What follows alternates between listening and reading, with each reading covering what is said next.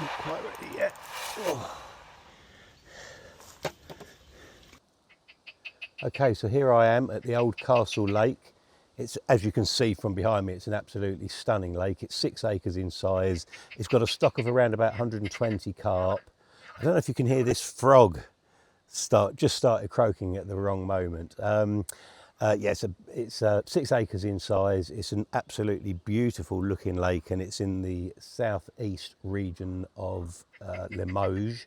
It's probably around about a 7-hour journey down from Calais, which does make it a little bit far as a journey, but there's a lot of lakes around this area, and I know a lot of people do fish down in this region. This particular lake is effectively newly open to anglers. We're probably the second or maybe third group that have come along this year. The couple that own it, husband and wife team, Mark and Alex, they're absolutely brilliant. They saw this as a vision. They bought this lake probably 3 years ago.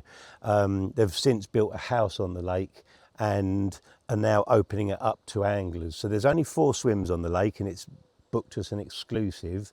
And there are various options, so you can get an exclusive lake only package, or you can get it with the lodge, which I highly recommend, and I'll speak about the lodge in a minute, or you can also get it with an additional food package, so all the catering is taken care of. The lake has been named Old Castle Lake after the structure, the remains of an old castle, which is quite literally across the little path coming down into the lake, just in the field on the other side. One of the first things that Mark did when he bought the lake, despite the fact he knew that he wasn't going to have anglers on here for a couple of years, was to buy some fish. So he bought probably about 100 carp. There were already some existing carp in here, and the fish that he bought were between sort of 20 and 30 pounds. And over the last 3 years, he's been feeding them, and they have grown on. And the biggest fish in here now is known to be over 50 pounds. I believe actually there are at least 2 that are 50 pounds. What he's also done with the stock that he bought, he's got them microchipped, and he supplies each angler with a microchip reader. So when you catch a fish, you simply run this microchip reader over the shoulders of the fish, and it will come up with a unique number, enabling him really just to quite easily determine the growth rate of these fish.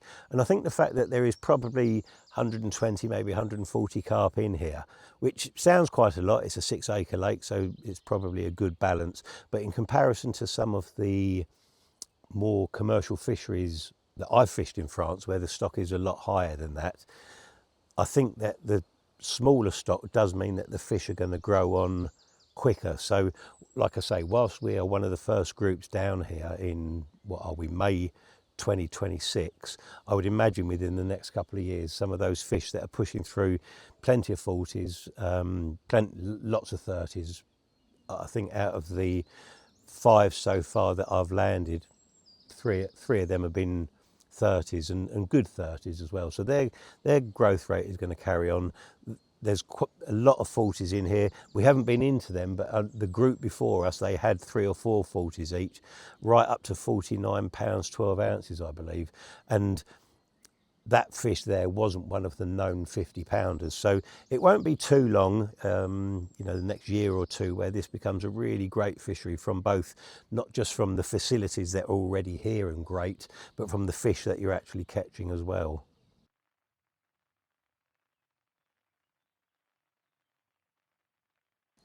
Mark and Alex themselves, they're absolutely great hosts, and for anyone that is worried about people living actually on site, they really do keep themselves to themselves and let you have as much freedom and flexibility as you would get on a lake where there wasn't effectively an on-site bailiff.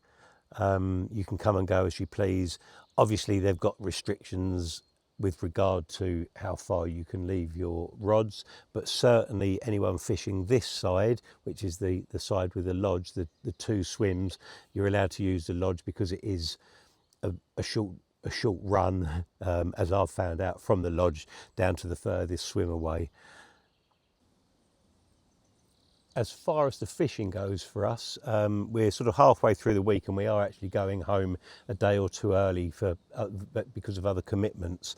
However, We have hit it at typically at the wrong time, middle of May.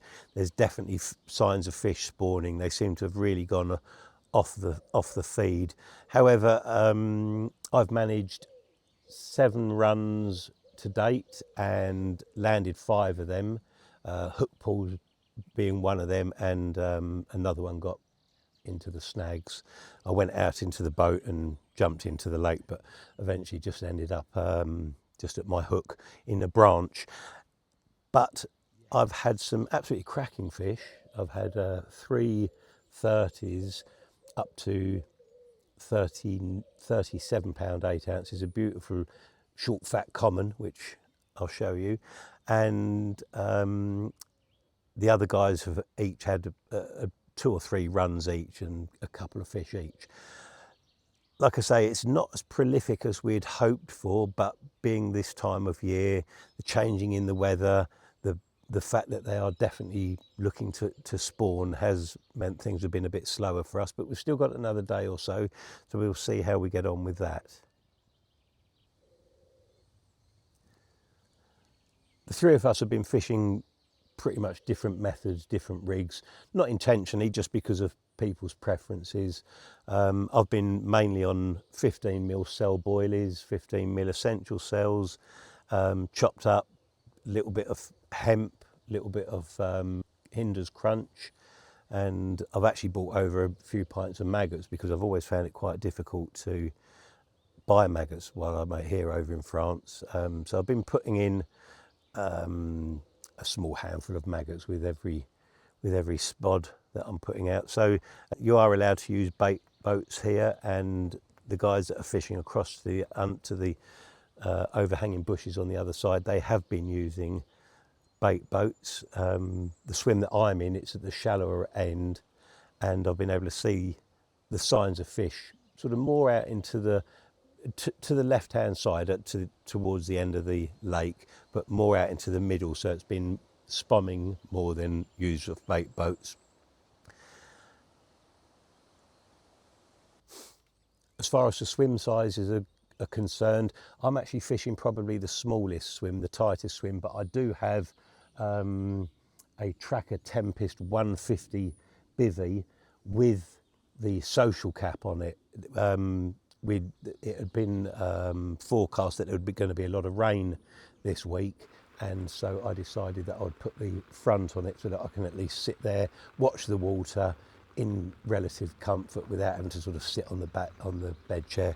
Us old boys, we get a little bit of backache from that, so it's nice to have a proper chair and just sitting in the social cap area.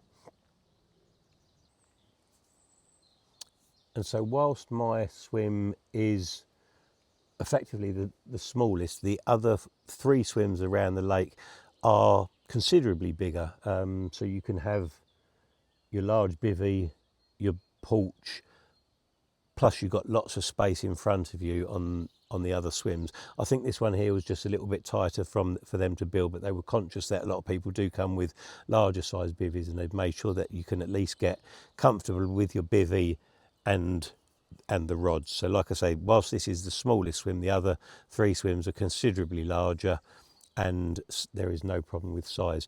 The swim next door to me, Joe's Swim, it's called Joe's Swim because Mark and Alex had a good friend called Joe, and the plan was to do something in France together, but unfortunately Joe died, and it's one of the reasons actually that spurred Mark and Alex on to buying this lake and committing to moving from the UK and building a house and a life here. So in Joe's Swim there is a nice little sort of wooden structure which has got a 4-burner gas stove. So if you are coming here and you decide that you're going to take the full package, i.e. with the Angler's Lodge, you quite simply don't need to bring any cooking gear with you. That's a great thing. And as well as that, actually, from a space saving point of view, you are provided with landing nets, retainers, unhooking mats and weighing tripods. So if there are 2 or 3 of you coming down in a van together, the fact that you don't have to bring any of that with you gives you a load more space. So with regard to the Angler's Lodge, That's actually the place where Mark and Alex first lived in while they were building the house. And what they've since done is they've done it up. There's a fully fitted kitchen in there, a bathroom and a double bedroom. Really comfortable, all the mod cons, all brand new. We've been using it this week. We've been up there cooking ourselves breakfast and evening meals, watching a little bit of television.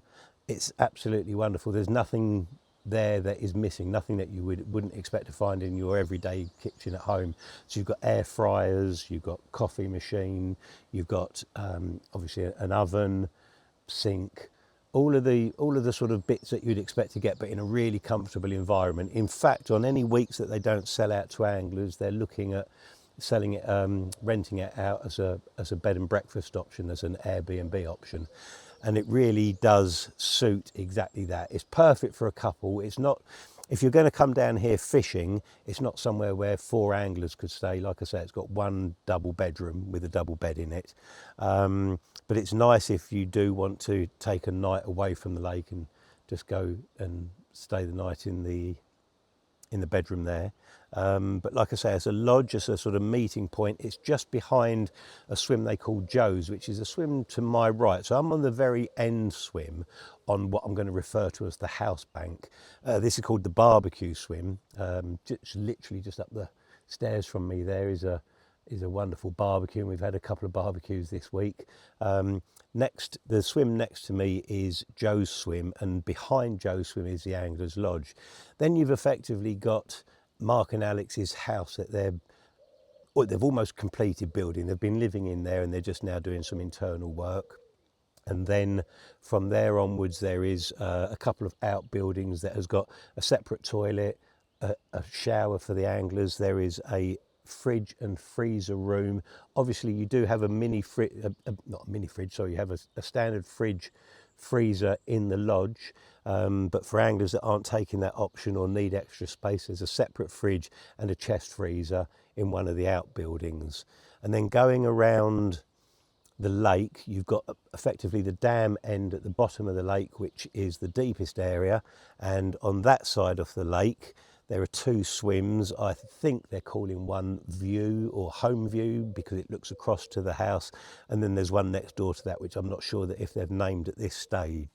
For those of you that like to treat it as a bit more of a holiday and occasionally leave the lake and go out to a local restaurant or go out to a local bar, there's a very small village a couple of minutes away whereby you can buy your bread, cheese, that kind of thing. And then about a 10-minute drive away is a slightly larger town with a supermarché and a couple of restaurants in there, which we've sampled, and the food is very good and the wine and beer even better.